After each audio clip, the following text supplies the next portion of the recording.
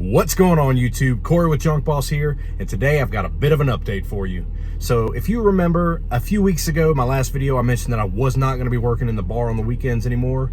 Now I've gone 2 weekends with no bar life, and though the job was fun, it's really nice being able to just have my weekends back, be able to do what I want to do, and try to get my sleep schedule on back. So I'm not quite there. Well, as of today,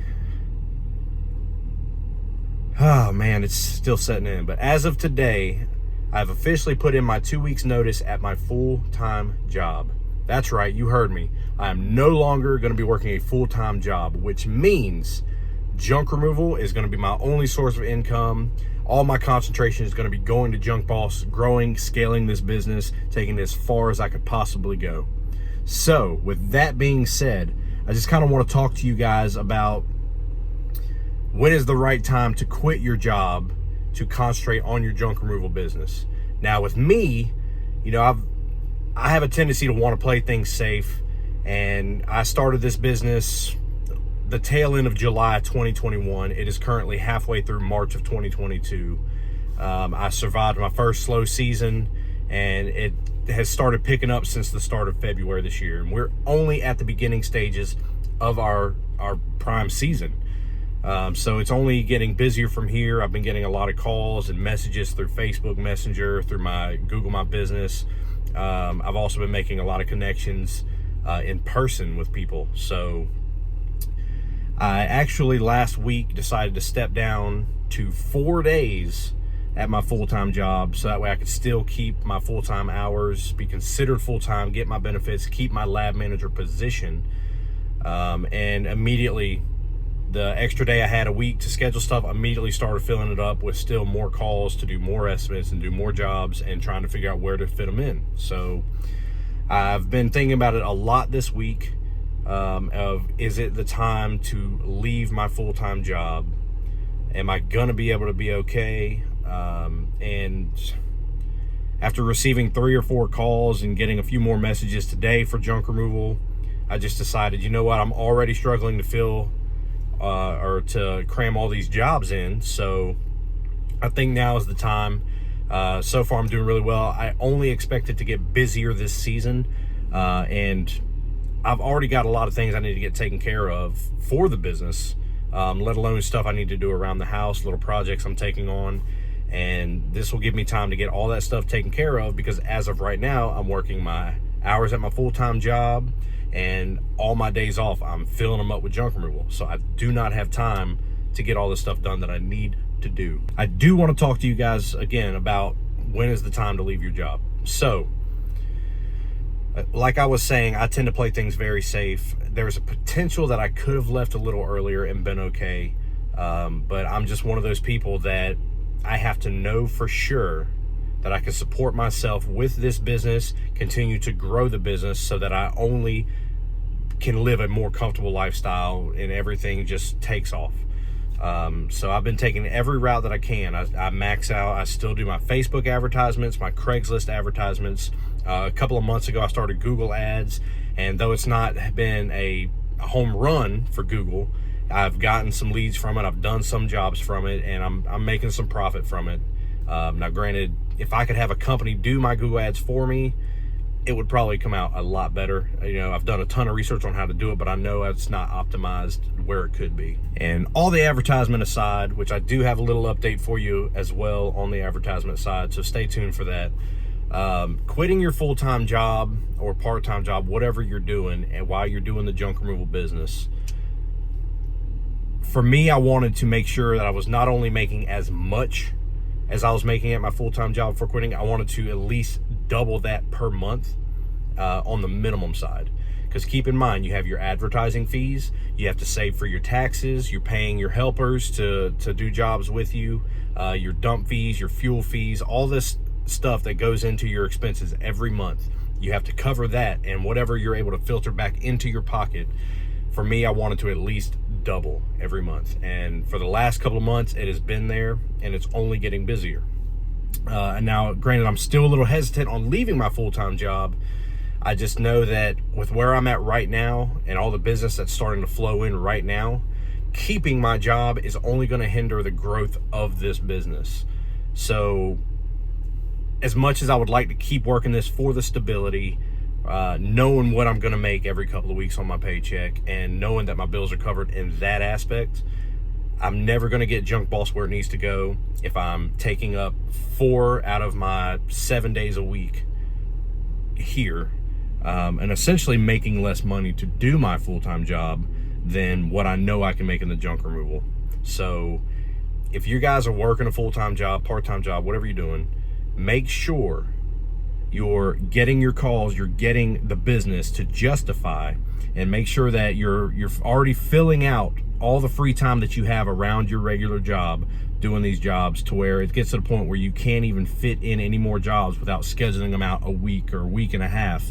You know, you don't want to try to schedule stuff more than a week out, and really even that far out if it's a bigger job and you really do have a lot going on, because the longer you have to book out, the less business you're going to have overall, because you're going to keep getting calls coming in, you're going to keep having people asking you for free estimates, but then you're booking out a week, then 2 weeks, then 3 weeks, and then you're just going to start losing business, losing customers. So you want to be able to get to these customers as quickly as possible, which is where once you're up to a certain point and you can justify leaving your job, then you're going to have time to offer same day, next day service, which is now what I'll be able to offer.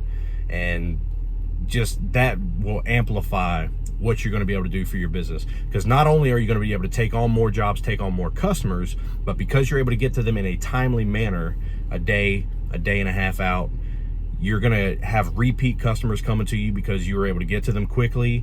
You know, you did a great job for them, so therefore you have repeat business.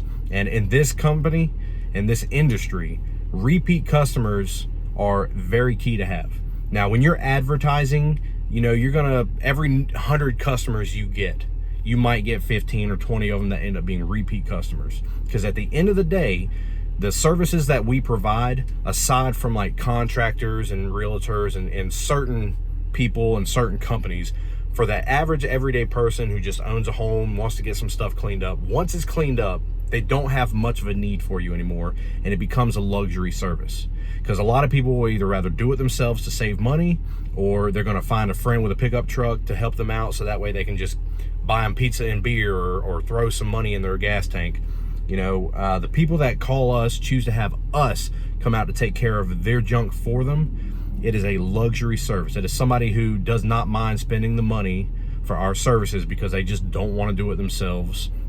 And so that's something very important to understand. So every 100 customers you get, 15, 20, maybe 25 of them are going to become repeat customers. So push your advertising. You know, obviously you don't want to go overboard right away, because you're going to want to save back your money for any kind of expense that might come up. Your truck could go down, your trailer could break down, anything could happen, or you're coming into slow season, you're gonna need money backed up. So don't overspend on your advertising right away. Start with your most affordable ways to advertise: Facebook, Craigslist, Nextdoor, all these other things, before you branch into Google ads, before you do any kind of local magazine or newspaper ads, radio ads, whatever you're thinking about doing. Once you have maxed out your affordable advertising, it's paying off for you and you're profiting very well, then you can look into Google ads, but make sure you do plenty of research. Google ads is not as easy as some people make it sound. You have to do your keywords just right, your key phrases just right. You have the option to do exact phrasing, similar phrasing, or just loose terms. So you also want to be able to dial in so people aren't calling you to come remove their kitchen trash when you're doing junk removal. Because a lot of people, including myself, I do not currently take kitchen waste, just because it's not acceptable at the landfill and it's just a little bit harder to get rid of. So you don't want to get on Google ads and then somebody click on you and call you about something for a service you don't even provide, and then you just paid for that lead. So again, affordable ways to advertise first, max those out, get your name established, get your business up, and then when you can afford to do Google ads or other ways to advertise that are a lot more per month, and not really even feel it, then take those routes. And right now, that is kind of where I am. I've been doing the Facebook and the Craigslist and the Nextdoor since I started this.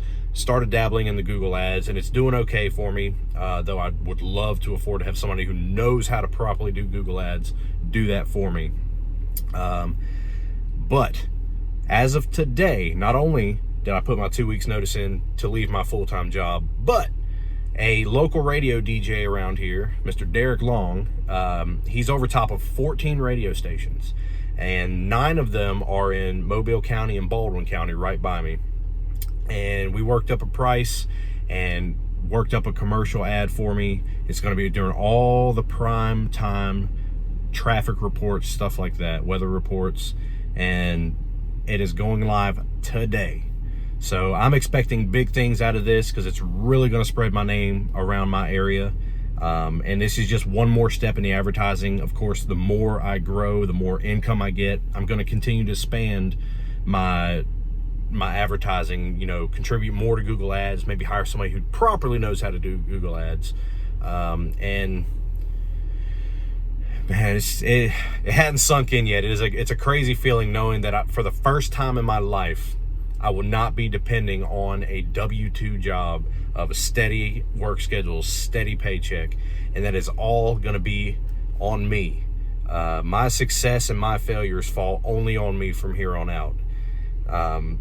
I'm not scared. I'm more excited than anything, but it's just a weird feeling, and I really hope that any of you guys that are still working a job and getting into junk removal, I want you to figure out this feeling. I want this to happen to you, but I want it to happen at the right time. Do not rush into it, because you're going to hit your first slow season. Things are going to die down drastically, and you're going to be struggling to pay your bills. And that's the last thing you want, because that can scare you away from doing junk removal as a whole. You might run out and go get another job when it's slow. Not that there's anything wrong with that, but then you might not take the junk removal as seriously and realize the true potential, because it's going to take 2 to 3 years roughly for your brand and your business to really establish itself in your area. And the more connections you make, the more repeat customers, the more realtors you come in contact with, it's going to get to a point where your slow season, though it slows down some, is not going to be a make all break all for your bill situation. You'll actually still do pretty well during the slow season. You just won't be making 100 jobs a month, or however many you manage to fit in. It's going to die down. So give it time, give it your commitment, but also do it smart. Don't rush into it. Take all the proper precautions, do your research. I'm a full-time student at YouTube University, and I've done countless hours of research from multiple companies that are on YouTube, learning the do's and don'ts from them, learning how they got started, the things that they've done that didn't work, the things they did that finally worked to take them in the right direction. And I've kind of just put them all into a blender, and am taking all the best things that I've heard and incorporating that to my business. And so far it's been doing well. So I want that for you guys. I want you guys to be smart, do your research, bide your time, and do not rush it, because junk removal can be very successful if you take all the proper avenues. There are some play in there. You don't have to do every little step particularly right, but there's money to be made. And if you can legitimize your business, be as professional as possible, take all the avenues you could take to make, advertising work for you, or whatever connections you want to make work for you, do those steps. But hold on to your job until you're absolutely ready. With that being said, if any of you guys have any questions or concerns or whatever you want to know, just drop it in the comment below. I'm happy to help all of you guys. Even if it's, am I ready to quit my job, or how can I get through or over this hump to be able to quit my job, whatever it is, leave it below. I will be happy to answer your questions or concerns. And be sure to like this video, subscribe to the channel, turn on the notification bell. It helps the YouTube algorithm. You won't miss any of my upcoming content. And as always, I will see you guys in the next one.